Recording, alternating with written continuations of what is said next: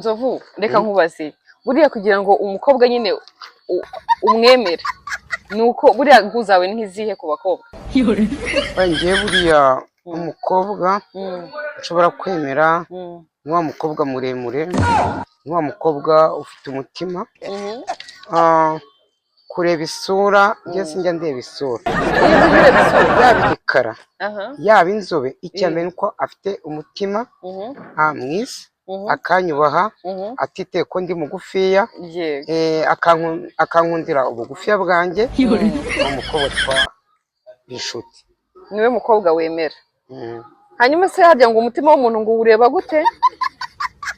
Ega umutima w'umuntu tubonera mu bikorwa. Yego. Abagukorera nk'ibiki buriya? Umutima w'umuntu, umukobwa ashobora kukwereka urukundo ntakuryarye.